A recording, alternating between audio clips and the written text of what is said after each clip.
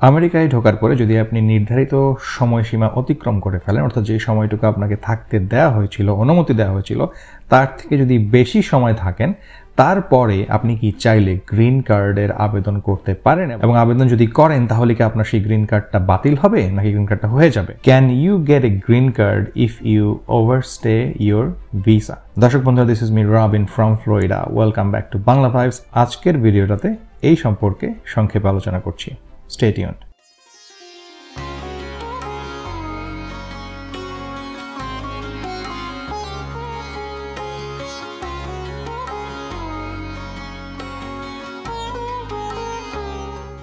তো প্রথমত দর্শক, আমাদেরকে জানতে হবে আপনি কিভাবে জানবেন যে আপনি ওভারস্টে করেছেন কিনা।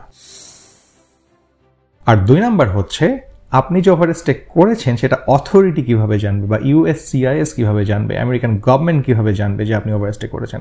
তো দুইটার উত্তর আসলে একই দিকে ধাবিত হয়। সেটা হচ্ছে I-94 ফর্ম। আপনি যখন আমেরিকায় এন্ট্রি নিয়েছেন, লিগ্যাল এন্ট্রি যখন আপনি নিয়েছেন, তখন আপনার কিন্তু একটা I-94 ক্রিয়েট হয়েছে আপনার নামে, আপনার ডেট অফ এন্ট্রি। সো ওই রেকর্ডটা কিন্তু যদি পুল করা হয় তাহলেই কিন্তু অথরিটি দেখে যাবে, গভর্নমেন্ট খুঁজে পাবে যে আপনি আসলে ওভারস্টে করেছেন কিনা। এবং আপনি যদি ভুলে যান, আপনি চাইলেও সেটা দেখে নিতে পারেন। সেটা হচ্ছে I-94 ফর্ম। আমি লিঙ্ক দিয়ে দিচ্ছি ভিডিওতে, যে দেখুন এই লিঙ্কে গেলে আপনারা দেখতে পাবেন আপনাদের নিজস্ব রেকর্ড, এবং গভর্নমেন্টও ঠিক এভাবেই আপনাকে যাচাই করে দেখবে যে আপনি ওভারস্টে করেছেন কিনা। এরপরে আরেকটা প্রশ্ন হচ্ছে, আনলফুল প্রেজেন্স বলতে কি বোঝায়? এই প্রশ্নটা অনেকের মাথায় চলে আসে এবং অনেক ক্ষেত্রে আপনাদের এটা লাগবে। আনলফুল প্রেজেন্স, ধরেন আপনি আমেরিকায় এসেছেন এবং আপনাকে 6 মাসের এন্ট্রি দেওয়া হয়েছে। 6 মাস পরে প্রথম যে দিনটা, সেদিনও যদি আপনি আমেরিকায় থাকেন তাহলে সেটাই হবে আপনার আনলফুল প্রেজেন্স। কারণ আপনার সেই দিনটাতে, অর্থাৎ 6 মাসের পরে কোনো একদিনও আমেরিকায় থাকার আর অনুমতি নেই। যদি অনুমতি আপনি নিয়ে থাকেন, যদি আপনার ভিসা এক্সটেন্ড করা হয়ে থাকে, সেটা ভিন্ন কথা। কিন্তু যদি অনুমতি না নিয়ে থাকেন তাহলে সেটাই হবে আনলফুল প্রেজেন্স। এখন এই আনলফুল প্রেজেন্সের কিছু পেনাল্টি রয়েছে। কখন? আপনি ধরেন 6 মাসের এন্ট্রি দেওয়া হয়েছিল, আপনি 6 মাস থেকেছেন, তারপরে আরও 1 মাস এক্সট্রা ছিলেন, তারপরে আপনি নিজ দেশে ফিরে গিয়েছেন। তো এখন যেটা হবে, আপনি যখন নিজ দেশে ফিরে তো গেলেন, ওখান থেকে যখন আপনি আবার আমেরিকায় আসবেন, সেটা আপনি আর আসতে পারবেন না। এখানে এক ধরনের নিষেধাজ্ঞা আরোপ করা হয়। অনেকের ক্ষেত্রে হয়, কিছু মানুষের হয়তো হয় না, সেটা ডিফারেন্ট ব্যাপার। অনেক ধরনের অ্যাপ্লিকেশন আছে। বাট যখন হবে, এই নিষেধাজ্ঞাটা যখন দিবে, সেটা হতে পারে 3 বছর থেকে 10 বছর। দর্শক বন্ধুরা, আপনি যদি 1 বছরের কম সময় ওভারস্টে করেন, অর্থাৎ 6 মাস তো আপনি ছিলেন, যেটা আপনার অনুমতি দেওয়া ছিল, বাট এরপরে যদি আপনি আরো 1 বছর, 1 বছরের বেশি না কিন্তু 1 বছরের মধ্যে যে কোনো সময় যদি আপনি ওভারস্টে করেন, তাহলে সেই আনলফুল প্রেজেন্সের জন্য আপনি নিজ দেশ থেকে আমেরিকায় যে আসবেন, সেটার জন্য আপনাকে নিষেধাজ্ঞা জারি করা হবে 3 ইয়ার্সের, 3 বছরের। আর যদি আপনি 1 বছরের বেশি সময় আমেরিকায় থাকেন আনলফুল ভাবে, তাহলে আপনার যে নিষেধাজ্ঞাটা হবে সেটা হচ্ছে 10 বছরের, 10 ইয়ার্স।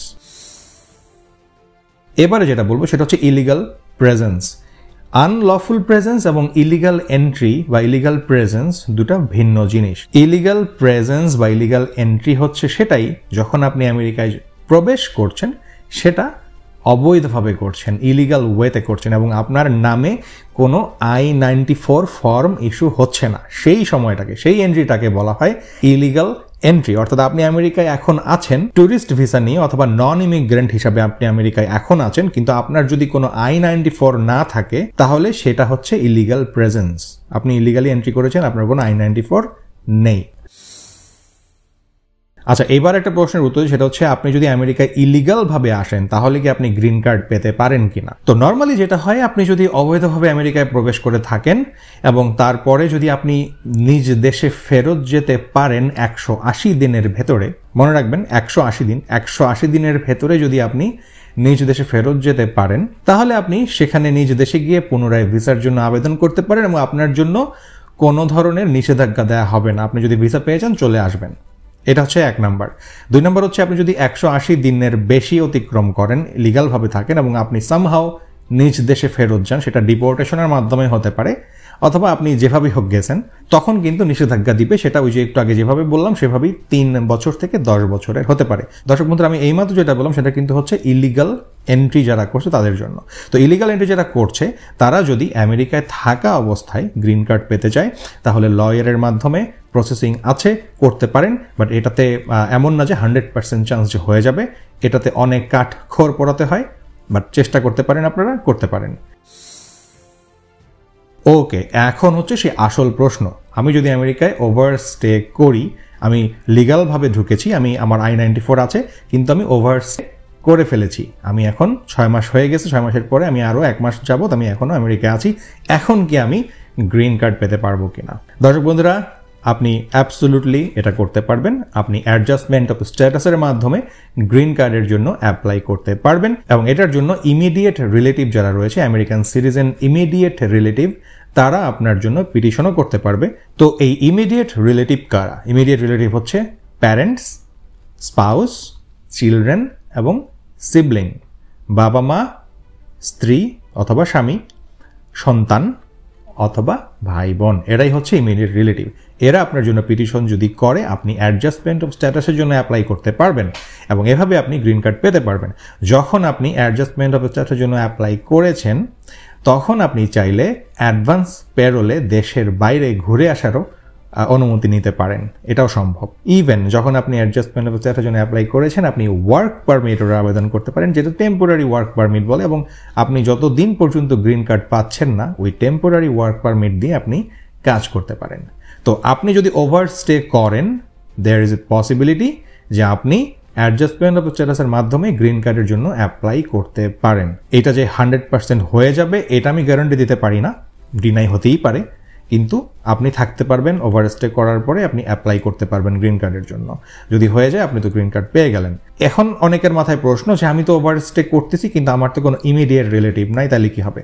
দর্শক, এখানে বিষয়টা আরও ক্রিটিক্যাল হয়ে যায়। তো এক্ষেত্রে অনেক মানুষ যেটা করে, অনেক স্টুডেন্ট হয়, অনেক স্টুডেন্ট ভিসার জন্য অ্যাপ্লাই করে, এটা অনেক ক্ষেত্রে আবার রিজেক্টও হয়ে যায়, কারণ যেহেতু সে ওভারস্টে করেছে, তাকে দেশে ফেরত যেতে বলে ওখানে গিয়ে নিজ দেশের থেকে আবার অ্যাপ্লাই করার জন্য। আরেকটা হচ্ছে অনেকে ইনভেস্টর ভিসার জন্য অ্যাপ্লাই করতে চায়, যেটা E2 ভিসা, সেটার ক্ষেত্রে একই রকম সমস্যা।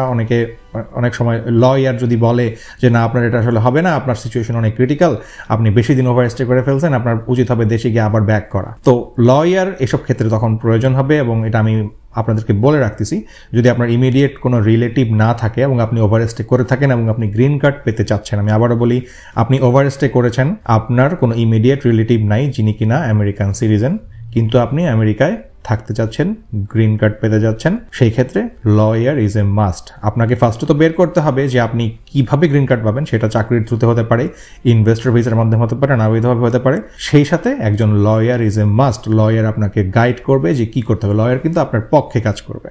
তো লয়ার আপনাকে যেটা বলবে সেই অনুযায়ী চলবেন। লয়ার যদি বলে হবে না, তাহলে আসলে হবে না, আপনাকে দেশে ফেরত যেয়ে আবার পুনরায় অ্যাপ্লাই করতে হবে, এবং এটাই আসলে করা উচিত।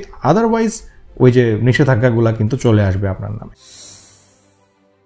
হ্যাঁ, এই যে একটু আগে যে বললাম, আপনি কিন্তু যখন আপনার গ্রিন কার্ড পেন্ডিং অবস্থায় থাকবে, আপনি ওভারস্টে করেছেন এবং আপনার গ্রিন কার্ড এখন পেন্ডিং অবস্থায় আছে, আপনি অ্যাডজাস্টমেন্ট অফ স্ট্যাটাসের জন্য আবেদন করেছেন, তখন আপনি চাইলে ঘুরতে যেতে পারেন আমেরিকার বাইরে, ওই যে অ্যাডভান্স প্যারোল যদি থাকে। আশা করি আজকের এই খুবই গুরুত্বপূর্ণ ভিডিওটা আপনাদের অনেক উপকারে এসেছে। যদি উপকারে এসে থাকে, অবশ্যই শেয়ার করবেন, প্রয়োজনে বারবার দেখবেন। এটা হতে পারে আপনার একটা ফিউচারের রিসোর্স। যখন আপনি কোনো অ্যান্সার জানতে চাবেন, এই ভিডিওটাতে এসে দেখবেন আমি কি বলেছি। যদি কোনো প্রশ্ন থাকে, এই ভিডিওটা নিচে করবেন, আমি চেষ্টা করব উত্তর দেওয়ার জন্য। সবাই ভালো থাকবেন, সুস্থ থাকবেন, নিরাপদে থাকবেন।